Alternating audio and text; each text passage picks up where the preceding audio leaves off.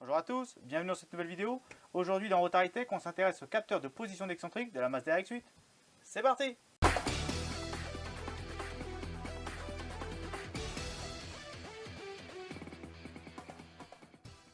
A l'instar de la vidéo sur le débitmètre, si vous ne l'avez pas vu et je vous encourage à la regarder, je vous mets le lien juste ici.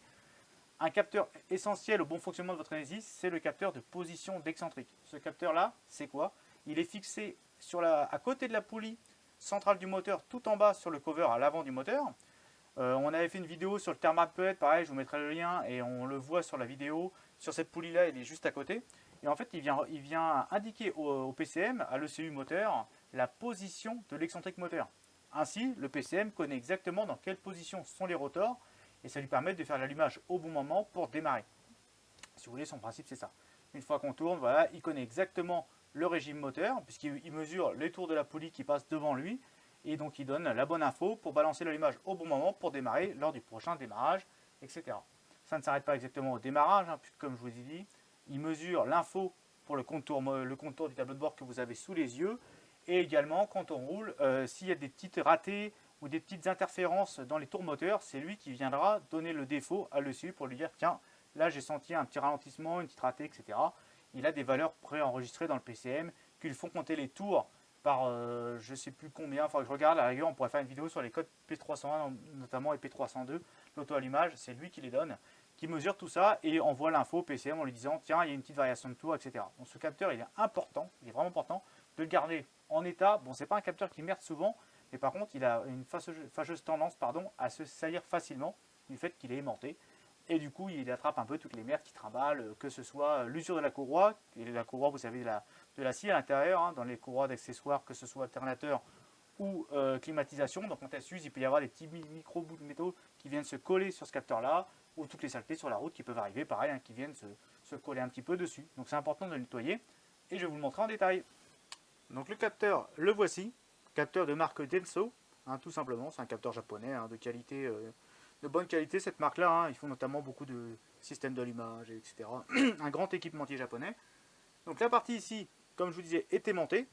Elle vient mesurer le passage de cette couronne dentée qui est juste justement fixée derrière la poulie moteur. Vous voyez, vous avez des crans là, lui il est juste là.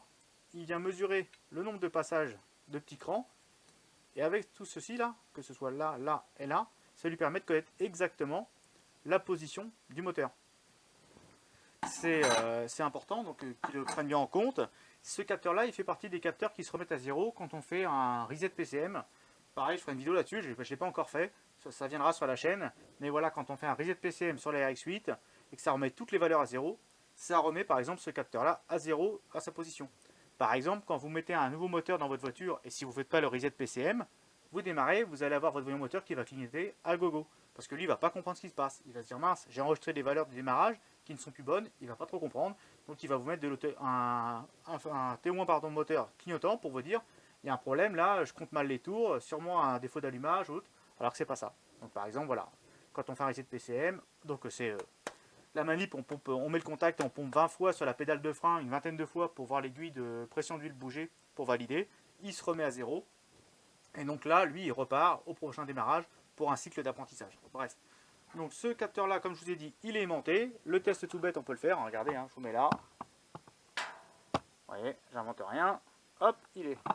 C'est aimanté tout au bout. C'est important donc de le nettoyer régulièrement, que ce soit avec un peu de nettoyant frein et un petit chiffon, ou voilà, pour le garder propre, pour qu'il lise donc correctement la poulie qui est en face de lui, tout simplement. On peut avoir des problèmes de démarrage suite à ça, etc. On peut avoir des problèmes de démarrage, comme je vous dis, de mauvaise lecture, ou il peut être défaillant. Donc encore une fois, au lieu de claquer 80 € dans ce capteur, qui bien souvent n'y est pour rien malheureusement, généralement lui il dure plus longtemps que le moteur de la voiture. Mais voilà, je vous ai sorti le petit multimètre et on va regarder ça ensemble. Donc nous voilà prêts, position ohmètre. Donc Mazda nous dit pour mesurer le capteur, la valeur, on doit être entre 950 et 1250 ohms à température ambiante du véhicule. Donc là, il fait environ 10 degrés. On va mesurer donc juste les deux pôles, il n'y a pas de sens. Il suffit juste de mesurer pour voir notre capteur. Et là, on est sur une valeur de 1067. Vous voyez? Donc on est dans les clous. Le capteur est correct, il n'y a pas besoin de le remplacer. Celui-là, il peut être remonté sur une voiture. Donc voilà, vous avez vu le capteur d'excentrique en détail. Capteur donc à nettoyer régulièrement, inspecter si jamais vraiment vous avez des problèmes de démarrage, etc. Vous pouvez jeter un œil, hein, c'est pas idiot. Moi j'en ai pas vu qui déconnaient de ma part, hein. Personnellement sur toutes les voitures que j'ai faites, généralement je les contrôle, ils sont bons. Sales, oui ça arrive. Du coup mauvaise lecture de la couronne dentée, parce que il est recouvert de saleté, etc. avec le temps. Ça peut arriver en revanche. Mais un capteur défaillant, de mon vivant, je n'ai jamais vu. Petit conseil, il est fixé donc sur le cover avant de la voiture et il y a eu différentes versions de cover. Sur les premières versions de 2003 à 2005, il est plutôt découvert. Il n'y a aucune couverture, aucune protection, rien du tout. Donc généralement sur les premières X8, il se salit très vite. Donc c'est important de le nettoyer régulièrement. À partir de 2005 jusqu'à 2008, Mazda a modifié son cover et l'entoure complètement dans un espèce de petit îlot en aluminium. Donc au moins il est moins sale, il est moins sujet à toutes les projections.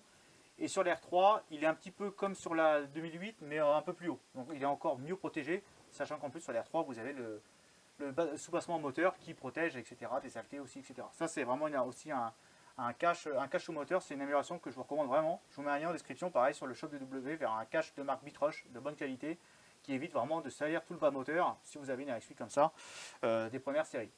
Donc voilà, il est maintenu sur la voiture avec une vis de 10. Alors attention, c'est serré dans l'alu. Et n'hésitez pas à bombarder le WD avant de le démonter. Je m'explique. Généralement, la vis, il arrive souvent qu'elle se grippe dans l'aluminium avec le temps et souvent, elle pète. C'est-à-dire qu'au moment de desserrer, on fait un effort avec une clé à pipe ou quoi, un petit peu on se décale sur l'effort de la vis, on vient la sectionner et pour la sortir là, bon courage. Donc, vaut mieux éventuellement le mesurer sur la voiture et nettoyer sur la voiture. Voilà, ce sera plus facile pour vous et croyez-moi, vous risquez de rien casser. Comme d'habitude, j'espère que la vidéo vous a plu. N'hésitez pas à mettre un petit pouce bleu sur la vidéo, un petit commentaire ou la partager. A plus!